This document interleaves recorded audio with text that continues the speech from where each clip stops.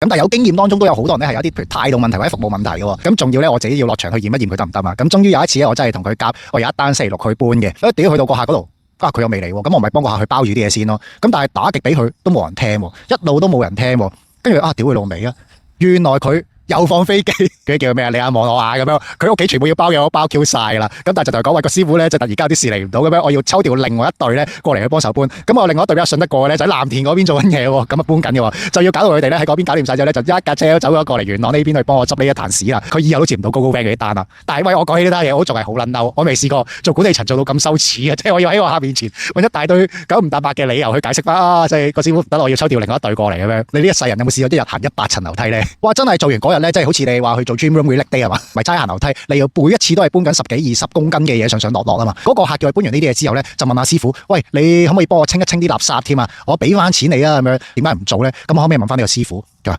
唉，唔得，唔做啦，好邋遢啊呢條友，周圍都係抌啊！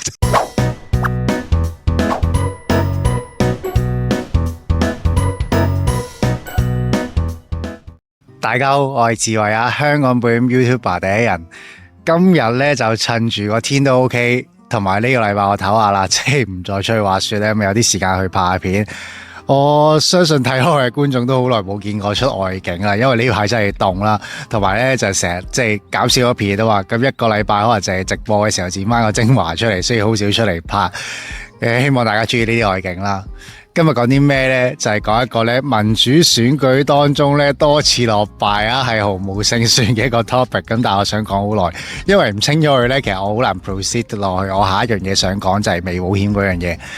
係啦，咁你今日講呢個 topic 係咩呢？就係講呢，點解我走咗過去 GoGoX 嗰度幫我哋開一間搬屋公司或者搬屋團隊啊？如果有睇過咧上次呢一條片咧，即係講我啊點解由呢個保險佬啊轉咗過去做呢個 GoGoVan，好似一個貨車司機咁。不過其實我唔係揸貨車嘅，我係咧做一個後勤嘅 management 咁樣啦，即係管理層嘅。咁我過去其實我做啲咩咧？咁嗰陣時嘅我都已經唔係着西裝噶，即係我喺保險嗰個世界10年以上，其實我都係一路都係着住西裝噶嘛。咁但係我改咗GoGoX之後咧，其實我真係有一段時間係落場做搬運工人啊、搬屋工人嘅。今日我就係想講呢個故仔啦。咁但係喺我講到之前咧，請你先俾我 like 個先啦，未 follow 嘅 friends 咧記得 follow 埋啦。講緊呢個故仔，第一個問題當然就係喂，點解要搞一個搬屋團隊咧？你唔係話過去 GoGoX 嗰邊搞微保險嘅咩？係咪？咁啊由呢一個問題開始講起啦。不過我今日其實基本上接近係完全冇寫稿嘅，即係傾偈咁同大家傾。咁所以如果咧即係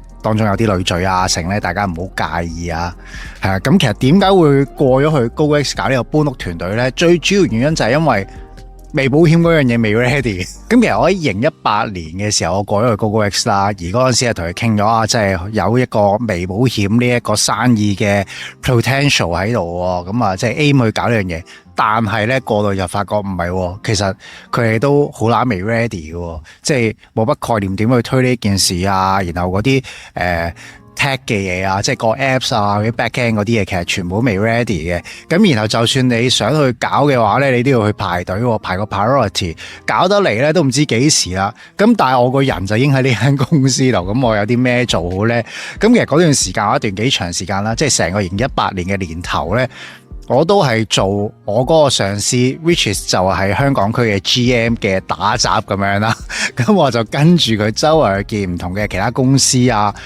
我諗喺嗰幾年入邊，我都見過幾十個百間嘅，講緊好多係 startup 啦。咁見嗰啲 startup 好多時即係大家吹下水啊，brainstorm 啊，大家有啲咩嘅 business opportunity 啊 collaboration 咁，但係好多嘢都係冇發生嘅。我當時就係咧即係幫呢個 GM 做呢個打雜啦，咁佢就出去同人吹水啦，跟住我就去做 follow up 嗰個啦，同人 email 啊，然後睇下有冇嘢可以跟進到啊，有冇嘢可以發生到啊，跟住再去拉入埋其他 internal 嘅 department 咁樣。我當時嘅角色就係咁嘅，前半年就係一個小書童啊，負責打雜，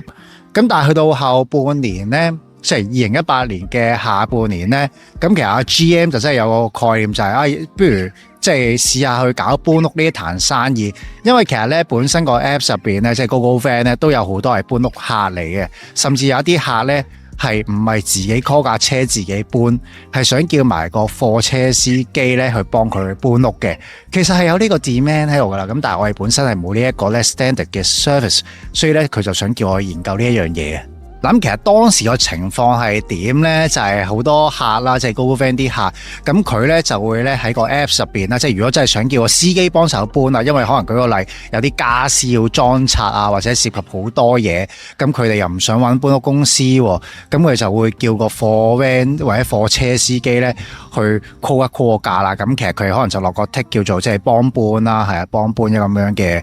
嘅 option 啦。咁然後司機就會自己報價，話俾佢聽你要搬呢啲嘢，咁我收你幾多錢咁樣。咁啲價佢自己招嚇，跟住然後咧嗰個 service standard 咧就真係好視乎嗰個司機點搞啫，或者個客點要求，然後個司機做唔做到啦。咁但係其實好多時咧都係好揦細嘅搬得，即係相對於嗰啲即係有一個 protocol 嘅搬屋公司，好多司機咧其實佢哋都係 part time 咁樣做啦，即係 freelance 咁樣做搬屋，佢哋未必有搬屋嗰啲架撐嘅。即係就算你譬如裝拆家私咁，你有一套 standard 嘅架撐同你冇都已經差好遠啦。跟住仲有可能譬如你嗰啲嘢電視機嗰啲，喂，包都唔包幫你咁搬嘅喎會。你而家啲電視機好脆弱噶嘛，篤一篤就爆噶嘛。咁但係好多時咧，嗰啲幫搬司機咧都未必有包，或者包到好求其咧，咁就幫人去搬噶啦。咁嗰陣時就係咁嘅時候，咁所以其實好多時咧之後都會有手尾跟嘅，就發生咗啲爭拗啦。例如舉個例，搬爛晒人哋啲嘢啊，收費又亦都唔清晰啊，價錢上可能搬完之後有好多拗撬，即係有好多呢事發生。咁變相呢啲咁樣嘅投訴咧，又會去翻 GoGoX 或者當時 GoGoVan啦。咁但係我哋亦都係冇任何嘢處理到嘅，因為你搬爛咗嘢係你哋嘅事嚇，我亦都唔包嗰啲即係貨物嘅損毀啦，當時啦嚇，咁所以咧變咗做就係，喂，錢又冇 GoGoX 份賺嚇，但係咧啲鑊就去咗我哋度孭，咁所以嗰陣時咧個 GM 啦或者內部嗰啲都係好想去改變呢一樣嘢嘅。既然係個咩 demand，咁不如自己去整一個團隊出嚟咯，甚至自己整一間搬屋公司出嚟食晒呢單佢啦。嗱，公司有晒誘因去搞呢檔嘢啦，咁但係咧佢俾幾多資源落嚟咧係冇咁滯嘅，就係得我一個人啦。我一個人就研究呢樣嘢要點搞，如果要搞嘅話，成個程序係點？咁我當時就去睇好多搬屋公司佢啲程序啦，我就發覺有好多都唔係好 friendly，或者我哋呢個 scale 嚟講係做唔到嘅。即係譬如你話喂，屌要上門睇下你嗰間屋企係點，跟住報我價喎。我上門我唔一定報得中係咪？咁所以變咗做咧呢一樣嘢好嘥時間嘅。咁我當時咧即係話晒我哋都係間 tech 嘅公司啦，我就希望用 tech 咧去改變成個搬屋嘅 experience 啦，由頭到尾。咁所以我哋就想整到就係喂，完全唔使同個客有任何接觸，但係都好快可以報得個價嘅。咁我哋當時咧就選擇咗下一個咁樣嘅 approach 啦。我當時就用一個最低成本嘅方法去做呢檔生意出嚟，就係用 Google Form 啦。係啊，咁就叫啲客去填 Google Form，話俾我聽大概你要搬啲咩啊，要唔要紙箱啊，有冇樓梯啊，要唔要去轉 lift 啊，等等各樣咧奇形怪狀嗰啲咁嘅要求。問晒呢種要求之後咧，咁我哋就喺 WhatsApp 度咧就去 follow up 咧呢一個咁樣嘅 request 啦，然後咧就去好清晰問翻晒佢其他嘢啦，譬如影啲相俾我哋睇下你個狀況係點啊，邊啲家私啊，點樣裝拆啊，嗰啲樓梯大概係咩樣，咁叫個客影晒之後咧，我哋就大概去評估到咧呢一個 task 究竟要涉及係幾多人力。或者係幾多時間，從而咧咁樣去評估大概個價錢係點。咁當然呢個報價機制咧，其實中間都有好多嘅 modification 啦。因為你諗下呢一檔生意就係，如果你報得太高嘅話，啲人就會去咗第二啲嘅競爭者度。你報得太低咧，呢檔即係呢一樣生意咧，又未必揾到師傅幫你做，因為唔係我哋落場做噶嘛，我哋都係要揾師傅幫我哋去做。你個 quotation 太低，啲師傅未必肯做，咁到時又係禍咗件事。咁所以我哋就要揾一個咧，即係既有競爭力得嚟咧，又有人肯幫佢做嘅報價嚇。咁我哋都用咗可能講緊半年一年時間咧，先可以 tune 到咧係比較合適，啲師傅冇乜詐型，然後啲客咧都有夠多嘅數量啦，簽到呢單翻嚟咯。咁但係由於得我自己一個人去搞呢壇嘢，真係太大鑊啦。咁所以咧，其實早期咧係有請咗個 intern 嘅。咁個 intern 咧就叫阿 Jack 喎。咁阿 Jack 就幫我搞呢啲咁樣嘅 daily operations 啦。我就去慢慢去 modify 晒成個嘅 SOP 啦。咁由於佢叫阿 Jack 咧，咁所以其實嗰陣時報價咧就你好，我係阿 Jack 咁樣。咁但係呢個阿 Jack 其實咧做咗2個月啦，即係 intern 嗰段時間完咗之後咧，其實佢就冇再做落去噶啦。咁但係繼續沿用呢一個名，咁所以如果有啲客就話，你哋嗰個 CS 阿 Jack 啊，係其實佢我哋背後嗰個人已經唔係阿 Jack 嚟，甚至可能係女仔嚟嘅添。咁但係我哋用慣呢個名就算啦，keep 住都係叫阿 Jack。我記得有一期好大鑊噶，就係2018年嘅9月嗰陣時，咁阿 Jack 咧就真係喺翻學啦，即係完咗個 intern 喎。咁但係我又未請到人去幫我做翻啲咁嘅 daily operation，就變咗做我自己一個人做晒呢啲嘢，我就成日揸住嗰部公司機就喺度覆呢啲嘢啊，搞報價嗰啲，咁都不特止啊！我嗰期仲要係有去旅行噶，我係有嚟日本呢邊旅行，而被困咗喺關西呢邊，因為關西嗰個機場咧水浸啊。撞咗條橋咧，跟住我翻唔到嚟。咁但係我喺日本嗰邊都係要 keep 住有啲咩報價，但係又唔係好真係好做到嘢，因為我冇電腦喺身啊嘛。咁所以嗰期都幾頭痕。咁就係維持咗呢段時間，可能1-2個月左右啦。終於咧就喺GoGoVan 嘅 CS 嗰邊叫咗個朋友仔過嚟幫我手，咁佢就幫我頂晒呢啲嘢啦。即係，但係咧其實我哋個運作咧就係1星期7天都係要去做嘢噶嘛。因為其實好多時咧，舉個例啦，即係譬如普通員工可能就係返1至5啦，咁但係我哋星期6日都好多單要做，好多人搬屋咧揀星期6日噶嘛，咁變咗做就到時我要揸機，如果有突發嘢咧，就我去應對啦，我就去同啲師傅去雕下啲咁樣食，咁所以其實呢單嘢都幾困身嘅。嗱，啱講咗客嗰邊啦，個需求係有噶啦，我哋其實整咗呢檔嘢出嚟之後咧，即係無論係透過網上嘅宣傳啦，即係嗰陣時我哋都有搞啲咩 SEO 嗰啲啊，靠 Google Search 嗰邊去引啲客入嚟，呢一個客路啦，另外就係 CS 都有 refer 啲客俾我哋呢一邊，俾張 Google Form 佢去填，係啦，咁其實客好快有啊，咁但係點樣去做呢壇嘢咧？咁我哋就要揾一啲合適嘅師傅去搞啦。咁但係呢一樣嘢真係好頭痕，係因為我自己第一我冇搞過搬屋噶啦，以前從來都冇搞過。咁第二就係我亦都唔知個 standard 係點，因為我好少搬屋嘅，係啦。咁我亦都好少接觸嗰啲師傅。咁所以嗰一期咧要去揾啲師傅嘅時候咧，其實都花咗真係一段可能講緊半年至1年嘅時間，先真係將嗰啲比較負責嘅師傅埋咗班嘅。咁啲負責嘅師傅我就唔多講啦，不如同你講下一啲一開頭嘅一啲好離譜嘅嘢啦，好唔好？咁嗰期我哋就喺度招募緊一啲師傅啦，我哋都有俾一啲嘅 form 俾啲師傅去填，即係如果你有興趣去接我哋啲 job 咧，你就去填啦。咁然後就喺嗰堆師傅入邊去篩選一啲比較合適嗰啲啦。其實我哋主要就係用噸車啊，即係所以變咗做好多貨 van 嘅師傅咧，未必用得着。咁我哋就要揀一啲咧，即係真係識搬嘅噸車師傅，即係大貨車嗰啲嘅。咁揾嗰啲師傅去搞啦。咁有一啲係有經驗嘅，有一啲係冇嘅。咁冇經驗嗰啲我哋就盡量唔揀佢啦。咁但係有經驗當中都有好多人咧係有一啲譬如態度問題或者服務問題嘅。咁我哋睇一睇佢個 record 啦，即係我哋背後有翻佢以前有冇俾人投訴過啊？佢 record 噶嘛，有好多個底花晒嘅。咁但係啊真係冇得揀，咁所以有一個咧即係成日放啲客飛機嘅咧，我哋都照用佢先咁樣。咁仲要咧，我自己要落場去驗一驗佢得唔得啊？咁終於有一次咧，我真係同佢夾，我有一單星期6去搬嘅。咁朝頭早搬嘅，咁就約咗佢喺，我記得好似喺咩屯門定元朗嗰度搬啦，約咗佢噶啦，屌去到個客嗰度，佢又未嚟，咁我唔係幫個客去包住啲嘢先咯，咁但係打極俾佢都冇人聽，一路都冇人聽，跟住屌佢老味啊，原來佢又放飛機。呢條友係喂同我一齊落場做，我講到明我會落場做，佢都放我飛機，應該好大機會係咩呢？就係佢可能前嗰晚呢飲酒飲到太勁啦，咁第二日就做唔到，然後呢就又冇同個客去講，又冇同我哋去講，就照咁樣放飛機。哇！咁我單嘢真係超 embarrass， 因為我已經落咗場，我同個客就真係嗰啲叫咩啊？你眼望我眼咁樣，佢屋企全部要包嘢我包 Q 晒噶啦，咁但係就同佢講話個師傅呢，即係突然間有啲事嚟唔到咁樣，我要抽調另外一隊咧過嚟去幫手搬，咁我另外一隊比較信得過嘅咧就喺藍田嗰邊做緊嘢，咁啊搬緊嘅，就要搞到佢哋咧喺嗰邊搞掂晒之後咧，就一架車走咗過嚟元朗呢邊去幫我執呢一壇屎啦。咁個客就梗係當然好唔滿意啦，因為本身諗住喂中午乜都搬完，咁而家係搬到我哋差唔多天黑先搞掂嘅，咁所以最尾佢有多啲嘢要去搬啊，甚至可能幫埋去新屋嗰邊搬埋上2樓，我好照殺啦，唉算啦，跟住叫師傅拍下檔照收呢一個價，我第時俾翻多啲嘢佢做。哇！咁但係呢個不負責嘅師傅咧，我就即刻落個死刑俾佢啦。佢除咗以後做唔到呢邊啲嘢之外咧，我就落咗個大 warning 俾佢喺 general 嗰邊，就令到佢咧嗰啲單普通單咧佢都接唔到一段時間。咁而據我所知就係後尾佢又再有一次瀨嗰啲咁嘅嘢啦，所以佢應該係 forever ban 喺我哋呢邊嘅，即係內後行嚟講，我哋就叫 forever ban。佢以後都接唔到高 van 嗰啲單啦。但係喂，我講起呢單嘢，我都仲係好撚嬲，我未試過做管理層做到咁羞恥啊！即係我要喺我客面前揾一大堆九唔搭八嘅理由去解釋翻啊，即係個師傅唔得，我要抽調另外一隊過嚟咁樣。不過呢啲實際係你落場做有機會發生嘅風險咯。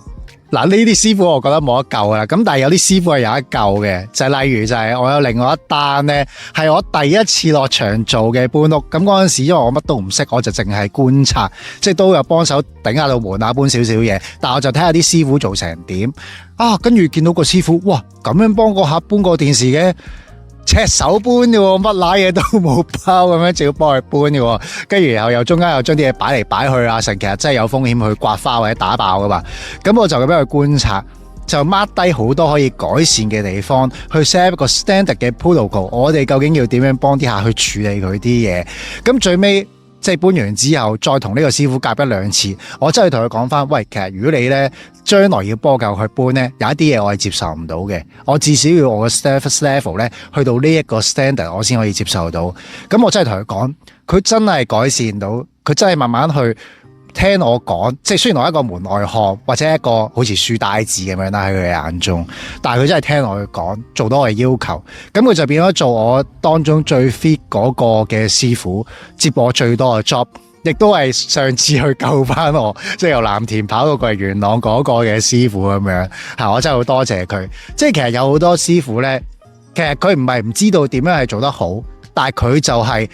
求其啦，都唔知道你呢啲嘢係咪做完一單就下一單，或者個客係咪仲回頭？嗱，個客未必回頭，但係我就有好多 job 噶嘛。咁如果你做到我嘅要求，我就繼續俾 job 你。其實我就係咁簡單嘅啫。咁而佢亦都明白我係一個咁嘅人，咁所以佢後尾就真係去配合我，慢慢個 service level 係不斷提升，提升到係甚至可能比好多搬屋公司都更加好嘅時間咧。咁我哋呢檔嘢啊，真係有一個好高速嘅成長咯。後來。但係我相信大家都唔係想聽我講經嘅，哇！講到單生意點勁化成啊，最尾找幾多錢，即係唔係聽呢啲，講下當中一啲趣事俾大家聽，好唔好啊？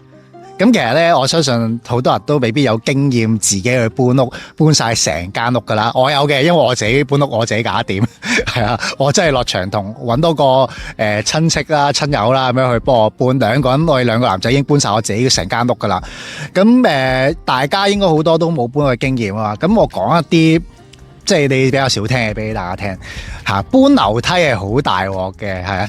搬樓梯好大鑊。咁如果你有陣時聽我就係，其實我嗰個好小事啊，一層樓梯嘅咋，係啊。第一層樓梯咧，對於搬屋嚟講咧，都已經係一個咧加好多錢嘅一個 request 嚟嘅，因為你就會由全程可以用板車將啲嘢推嚟推去好輕鬆，變成就係唔係中間有一段一定係要甩咗車嚇，仲要搬上搬落嘅，係齋用勞力嘅，甚至係要用好多人手去做一個 task 嚟嘅。我舉一個例子俾你聽啊，你聽落去咧一層樓好似好小事啦，係咪？咁但係咧你要搬一層樓嘅話咧，其實你因為你搬完嗰樣嘢落去，你一定要上翻去先可以再做啊嘛，所以咧一層樓梯就即係等於乘以兩層樓梯啦。你搬一件嘢就要行兩層樓梯。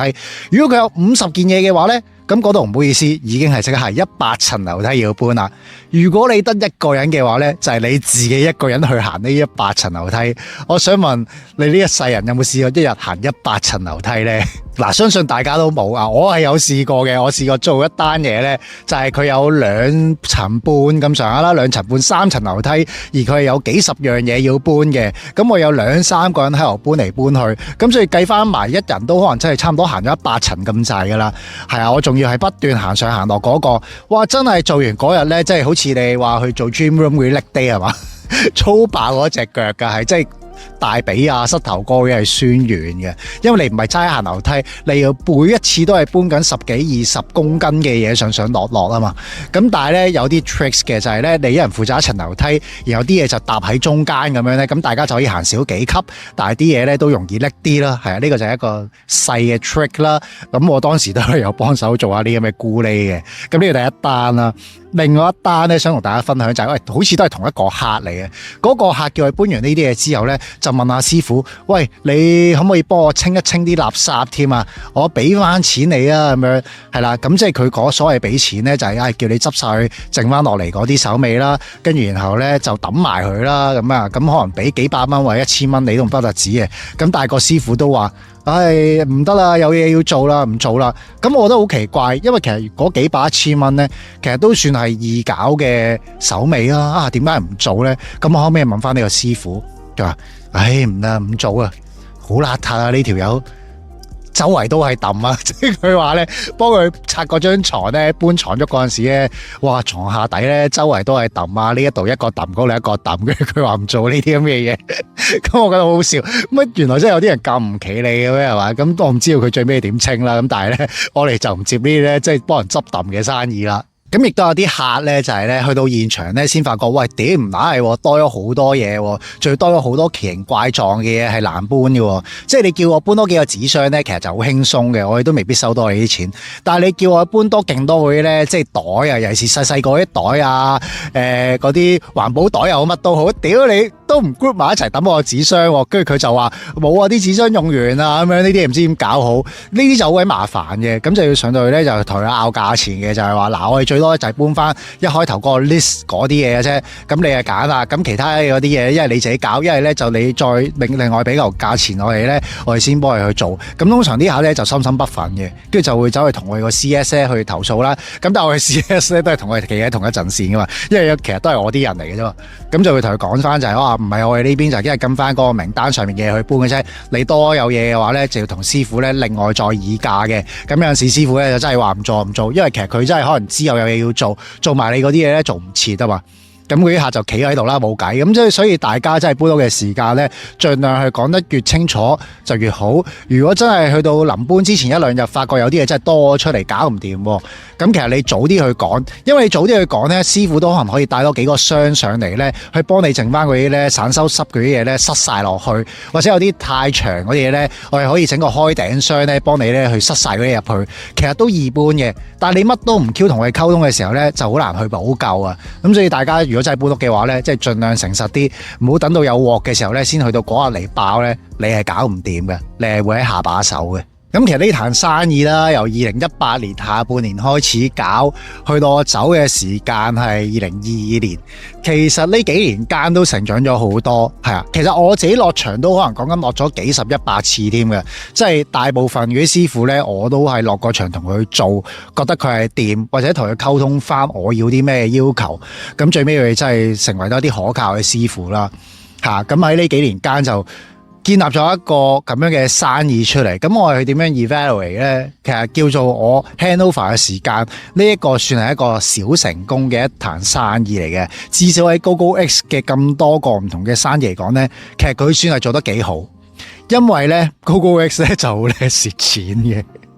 好多搞出嚟嘅嘢都係蝕錢嘅。應該以我所知，去到而家呢一刻都係蝕錢啦。overall 成間公司嚟講，咁但係咧，我哋呢一條咧搬屋呢條 line 咧，就好早已經係咧可以自負盈虧噶啦，甚至去到後期咧出埋糧俾我都仲 OK 嘅。咁所以其實都算係咧比較少數可以成功好快賺到錢嘅生意，然後亦都冇乜風險，因為後期已經即係全部風險都 manage 得到噶啦，係啊。咁同時間亦都加強咗我哋本身公司嘅定位啊，就係除咗一間即係幫人哋淨係提供一個貨車貨 van 嘅配對之外，仲有多啲嘅 value added service 啦，即係一啲比較複雜嘅要求，講緊搬屋啊、搬公司呢啲，我哋都做得到，係啦，搬公司都搬過嘅，試過有一間我記得，好似係觀塘搬牛頭角咁上下啦，搬咗2日嘅，好似幫佢車咗成10幾轉車咁樣嘅，係，咁呢個我哋都試過去做得到，咁其實你做得到呢啲，亦都同時間係啲客係滿意咗，少咗呢一類型相關嘅投訴嘅，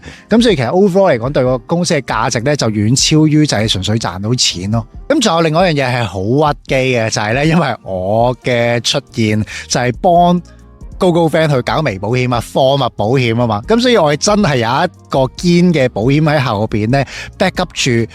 我哋成個公司嘅所有生意嘅，包括埋搬屋嘅生意。嗱，以我所知咧，好多嘅搬屋公司咧，佢嗰個所謂嘅貨物賠償或者貨物保險咧係流嘅，唔係真係有個保險喺後邊嘅。咁所以一退到咧，佢真係搬爛咗你啲嘢啊，或者有啲嘢真係爭拗有乜都好啦，即係唔見咗成嗰啲咧，其實好多公司做最尾咧都係話 Q 你事嘅，即係同你拗價不斷壓你嘅。咁但係如果你真係喺我哋呢邊即係講得應該咁講，唔係我哋呢邊啦，係佢哋嗰邊啦。即係 OK GoGoVan 呢個搬屋團隊嗰度咧，你真係有一貨物嘅損位啊，或者唔見咧，其實嗰個索償嘅 experience 咧，應該就 smooth 好多，亦都合理好多嘅。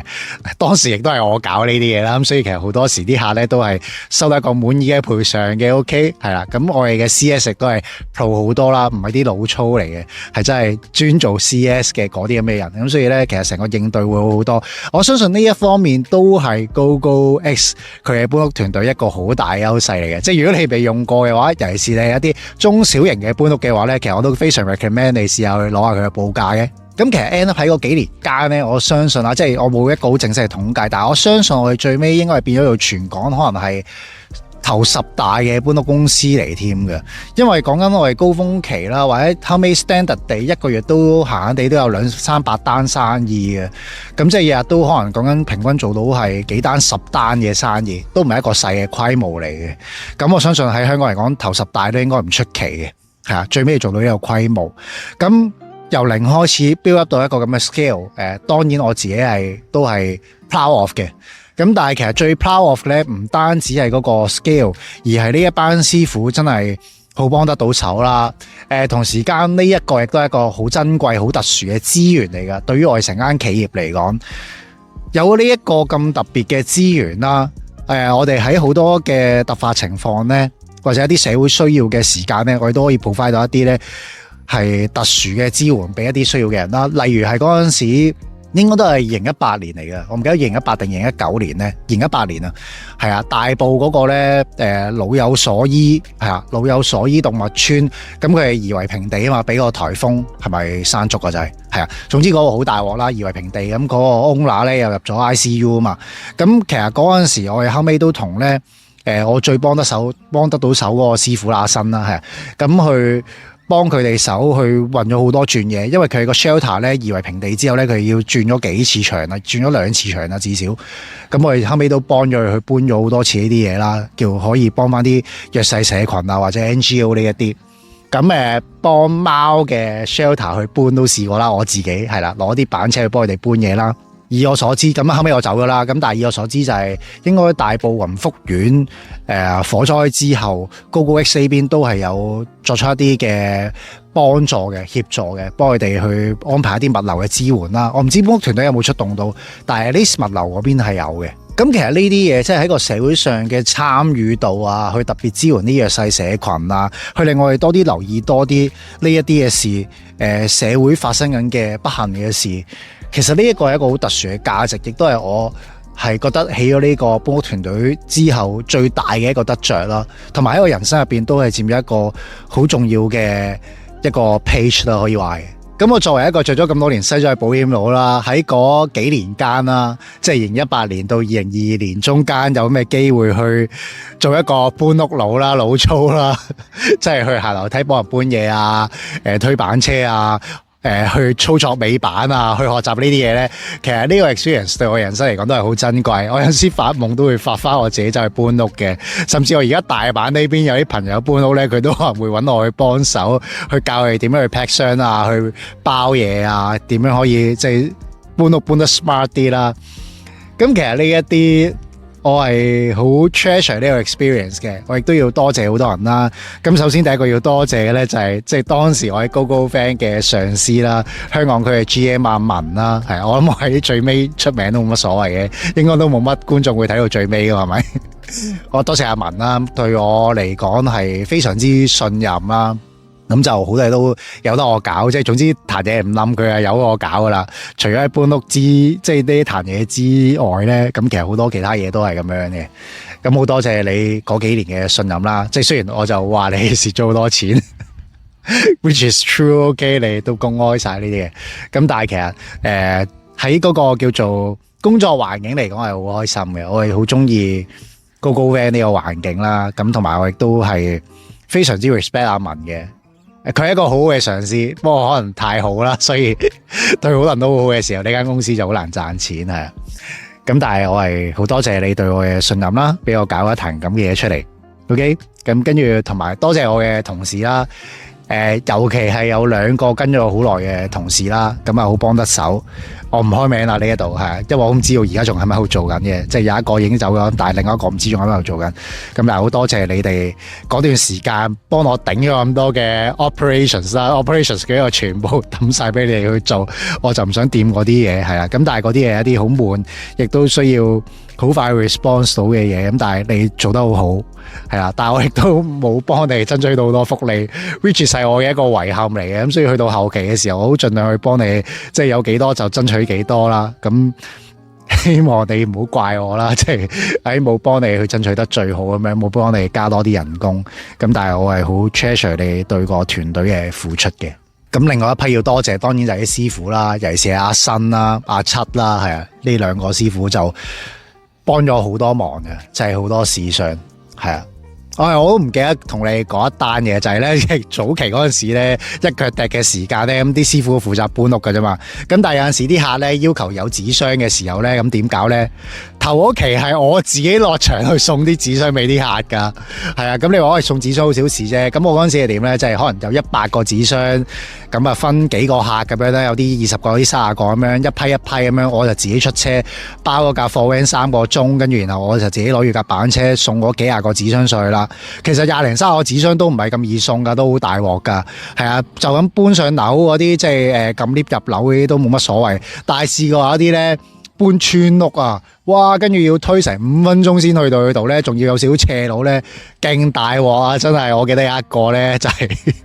唔記得咩荃灣山上面嗰啲咧，嗰個紙箱都係我搬嘅。咁後尾咧都係啲師傅幫手，喂俾埋另外一批錢你幫手去搞咁樣。咁啊呢啲嘢都 outsource 咗出去就輕鬆啲啦，係啊。咁就多謝啲師傅幫我哋去搬咗咁多次成功嘅屋啦，亦都好多時即係拍硬檔，有啲客可能就係有啲唔係咁容易處理到嘅要求，都處理得好好。